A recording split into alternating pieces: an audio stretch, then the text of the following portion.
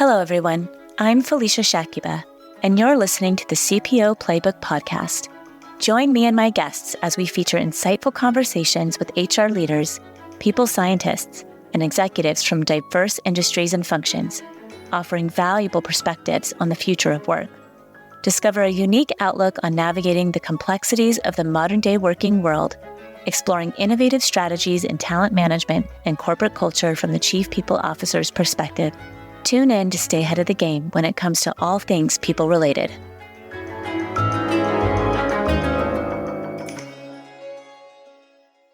In 2023, our journey has been nothing short of extraordinary. As we wrap up an eventful year, we're taking a moment to look back. We've explored the evolving role of the Chief People Officer, uncovered the competitive value of diversity, equity, and inclusion, and learned how to foster a values-driven culture that attracts big names like Netflix and icons like Usher. Today, we're sharing some of the best moments from our episodes this year. We'll feature clips that highlight key takeaways from interviews with Chief People Officers at Credit Karma and BuzzFeed, alongside insights from thought leaders at Walt Disney and Intuit, and successful executives whose leadership strategies have been pivotal in sculpting their success stories. Mark your calendars for our upcoming 2-part holiday and New Year's special on the CPO Playbook podcast. When we began the show this year, Colleen McCreary, the former Chief People and Communications Officer at Credit Karma, led the charge as our debut guest in Episode 1. Her authenticity and candidness set a real tone for the conversations ahead. In this clip, she speaks on challenges faced by HR leaders due to legacy, outdated reporting structures, shedding light on an issue that many might hesitate to openly address. Take a listen. I think when we've tucked the HR leader underneath a country manager, or we've tucked them under a president or those types of things, it really puts that person in an awkward position to have to try and advocate for the right thing or hold that leader accountable for the behaviors and how they're acting as leaders. It's a way better scenario to have that person be a peer. And when you have a challenge or when you are at odds, that you can handle that directly as leaders together. Just optically for your employee population, I think if you're a company that has said employees are our most valuable resource, or the employees are the most important thing, or we care about our employees more than anything else, you don't have somebody who is thinking about your employees all of the time, reporting into your CEO. I don't think any of those statements can really be true. Now you're even starting to see the CPO report to the board of directors, just like the CEO, because there are companies that are saying, I really want to hold not just the whole management team accountable, but I think it's going to be better if the CPO reports to us because we can also hold the CEO even more accountable. Colleen's episode sparked serious contemplation among board members, yet their focus hasn't been solely on that. The uphill struggle of championing diversity, equity, and inclusion isn't news just to HR professionals. Employees also face the challenge of persuading leadership about its value. However, Dr. Todd Kashdan, a distinguished psychology expert and professor at George Mason University, shared compelling evidence highlighting the significance of DE&I, emphasizing its benefit in providing competitive edge to businesses. I know a lot of organizations are focused on we need the numbers of women in tech or different ethnicities in certain places or functions of the organizations. Beyond that, succession planning or promotions, workplace culture, or even having that distribution of voices within the organization. What is the benefit to all of those things beyond hearing the ideas and voices? What is the end goal for an organization? What are they going to do better than their competitors with this distribution of diversity or increase in belonging and inclusiveness? I mean, Felicia, you just asked the question that every single organization that invests in, whether it's diversity, equity, inclusion, or now the term is diversity and belonging, whatever that is, they should be asking themselves that question and making sure there's a concrete answer. So if we go back a couple years, the answer was, this is an end in itself. And I think your question is a really important one, which is, it's not. It's not an end in itself. The only way you can figure out whether you're making inroads towards these things you value is that you can measure and assess them in some way. If the end goal that you have is you want to have a representation in your group of people demographically that is close in proximity to society, then you have to explain, well, what's the reason for doing that? Now you could say it's fair, and then you could ask yourself, so in this group though, why is fairness important? And you should be going down that hole, not be as a philosophical exercise that you would do in your philosophy 101 class, because you are going to have detractors. You're going to have people that aren't sure that this is the path to go. And you should be able to clarify the reason that we want to have a potentially equal distribution of men and women is because we know that if you have one woman in an organizational group, they are more likely to feel excluded and on the outside, less likely to share their views, and feel as if it is an us versus them mentality. Just the inclusion of a second woman in a group has this transformative effect where now there is a faction where they can feel as if because there is another person, we are a block, a voting block in this group. And so we feel empowered. We have a sense of agency where we are willing to challenge ideas that we think are foolish and share ideas that we think are fortunate. Dr. Kashdan's insights truly resonated with me regarding the value of DE&I, but shifting perspectives is no easy feat. It's a process that demands time and heaps of patience. Welcoming Anne Le Cam to the show was a stroke of incredible fortune, as she expertly guided us through the intricate steps of cultural transformation. Anne Le Cam's background as an executive fellow at Harvard Business School and former senior vice president of studio planning and talent at Walt Disney Animation Studios made her perspective incredibly valuable. What advice would you give to leaders who are currently working through a cultural transformation? It's not an easy journey. You have to be very resistant. You have to allow the time for change to happen. And my words of advice would be competent and confident and be consistent, because cultural change happens when everything starts coming together in a logical way. That could be the work you're doing, the processes you're having, but also the policies you have as an organization, how your building is laid out, what your habits are as you come together. And when that consistently starts sending signals that change is going in the right direction and that people can speak freely and shouldn't be worried and there's psychological safety, I think that's where change happens. Is there anything that you want to talk about we haven't touched on yet? Yeah, I wanted to talk a little bit about the importance of understanding the problem, staying with the problem long enough before starting to go to solutions. And especially in cultural change, people will start throwing out ideas and start doing things, but sometimes without having spent sufficient time analyzing the problem. What's at the core of this? And it's a little bit like peeling an onion, where you see certain behaviors and you're wondering why they are behaving that way, but it's actually something deeper underneath. And we start fixing the symptoms rather than really understanding the problem. As a leader in an organization, I always keep saying to my teams, fall in love with the problem. Don't go to the solution too quickly. Stay there and make sure you have the right problem, because if you fix that one, things will unfold a little bit like a flower. But if you're fixing the wrong one, it'll just be a leaf and it'll fall off. I think that's really important as we listen, to not listen necessarily to the ideas that people are suggesting to us, because then you will sit with 100 ideas and you can't implement all of them. But really look at all these ideas and see, what do they have in common? What problem are they trying to solve? And when you can find that, I think you can find richer solutions and more impactful movements in your cultural transformation process.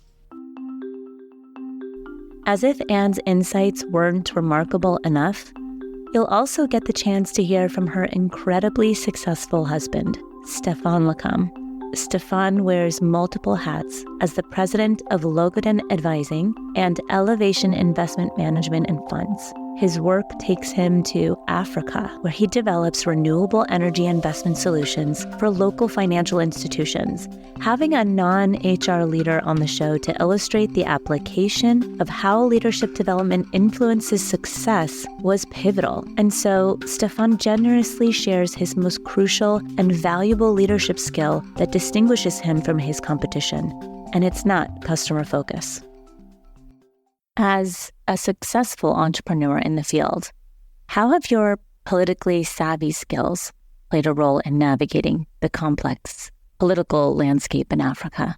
Can you share an example of a situation where your political acumen was crucial to the success of a project? It's a very good question, because often it's all about it enough. It's finding the right local partners. And among those local partners, it's not only the economical and financial collaboration on the ground in the country. It's a lot of political and cultural relationship, where what's happening is that those infrastructure investments are very important for the governments and political leaders to show the local action.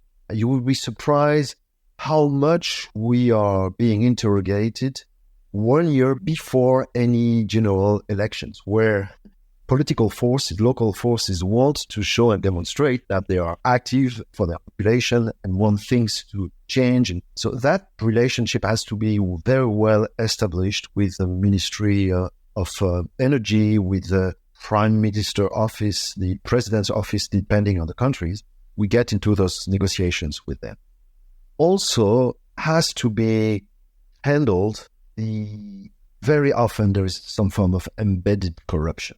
What I mean by that is that local politicians want to know how they can benefit from an investment. So sometimes it's very direct. They want to receive some proceeds of an investment on which we are very firm. We're not going that direction. But some others, it's more, how can you support my next election? How can you contribute to my actions to the countries? And this is where we get into some form of a thorough conversation where we, for example, in Zimbabwe, we developed a school close to a small solar park we developed, and we were actually, it was a great experience. It was a beautiful local community school we developed for the local populations, and everyone was happy. We were, the local politicians were, and the community was. You know, that kind of very good collaborations where at the end of the day, positively, you can help local political forces, which are very important for us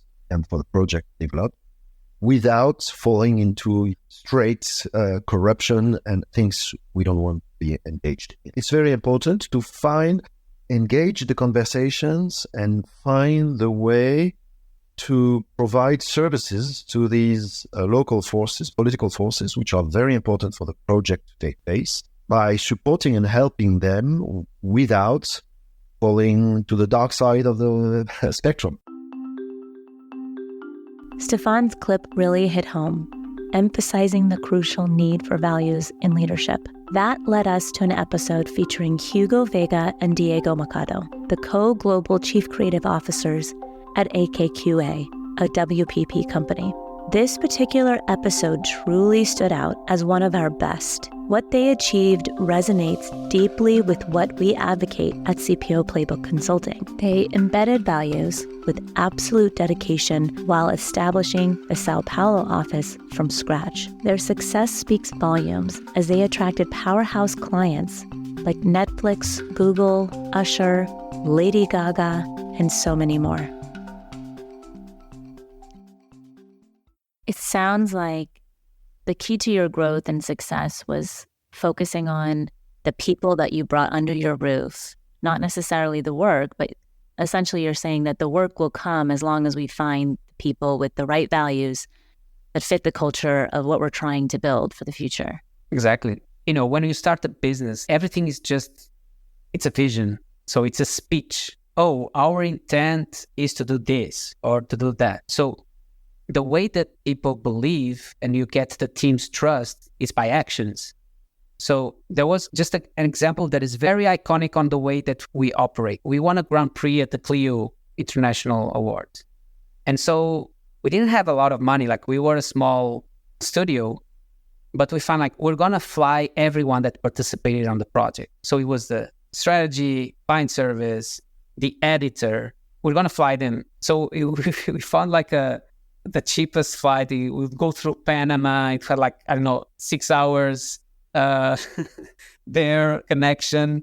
We rented a big Airbnb and everyone went on stage. So this is an example of showing to everyone, like, it's not that, we are a creative agency and the creatives are, no, this actually is a collaborative process and everyone plays a role on seeing an idea get into the world.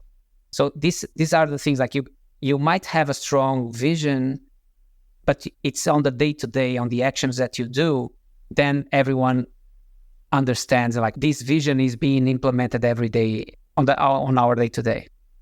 Yeah, the small acts will build the culture. It's not like a big town hall every year that will change from left to right or from this direction to other. It's like we call it small things, but like because they are quick decisions, but like they're not small, right? Like they become the big things. So these decisions of flying the team was like something very, we have to go now, let's do it. And then I think this brings consistency of the mindset. So we don't need a book saying, hey, every time you win awards, you have to fly everyone, da-da-da-da-da. Or every time you present, who jumps inside the room, who presents what? There's not like that. So we have the mindset and it adapts through time, through different moments and different situations. So I think like that is lots of like going back to the Radiohead or the collaborative process that Hugo is mentioning. I think like this is how we like to be creatives. Just by one opportunity or by one decision, the best we landed in advertising, but like we are creative people. We like to do creative stuff. We would like to create things. Maybe one day is a film or Super Bowl. The other day is a song, or the other day like creating a new dish. So I think we like to explore that, as everyone here, as one that work with us, like are like that. So I think like we started like also exploring how can we take AdWords or like the agency world or AKQA world to other boundaries. So how can we start working with musicians? We don't see other companies working beyond music labels or those. How can we be add the learnings and the strategy and our best skills that we craft with Netflix, with Nike, with Google and all these clients? How can we take that to partner with musicians? So started like thinking, how can we learn from these other creatives? How can we learn from an architect, from a chef, from a graffiti artist? But also how can we collaborate with them and bringing the knowledge, the skills that we use for Nike, for Netflix, for Google, for all the brands that we already work? How can we bring these skills and this knowledge to artists, to a chef, to architect? So we started getting closer to this and making like events and inviting them to the house. And I remember in the beginning, like one of the first or second year, we brought like a chef to make like a special dinner in the office. So we have like special guests. We have like 200 people, 3 days in a row, like a massive dinner here. And it was so nice, so inspiring to see the process of like designing the house as a restaurant. Which dishes are you creating? How you present the dishes? What's the name of the dishes? How you tell the story? And then we started bringing musicians. We made like a few small concerts here in the office. And from there, we started meeting musicians. We did like an album cover for one artist. And then we started creating a script for a music video. And boom, suddenly I just sent an email. Hey, Usher wants to work with you guys. It's like, what? Like, oh, is it, which Usher? Like, is the Usher? Or like, what do you mean? Like, and suddenly we were in a Skype call, like with Usher and his manager, and he was sharing like a brief, like, oh, I have this song, I want you to do this and this and that.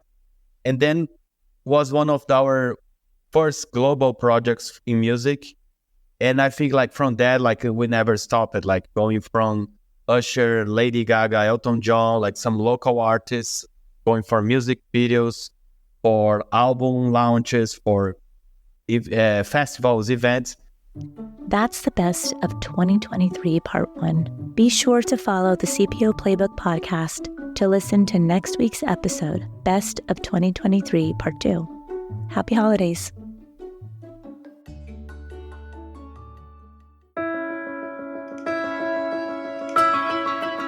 If you like today's podcast, we have more podcasts on innovative HR strategies, talent management, organizational culture, and more, and how to navigate the complexities of modern-day HR. Find them at cpoplaybook.com/podcasts or search CPO Playbook on Apple Podcasts, Spotify, or wherever you listen. Thanks for listening to the CPO Playbook podcast. We'll be back with a new episode next time. I'm Felicia Shakiba. If you love CPO Playbook, the best thing you can do to support us is become a subscriber. You can do that at cpoplaybook.com/podcast. That's cpoplaybook.com/podcast. If there's an episode you loved, please share it with a friend. And if you have an idea you would like us to talk about or a guest you'd like to nominate, visit cpoplaybook.com/contact us to suggest an idea.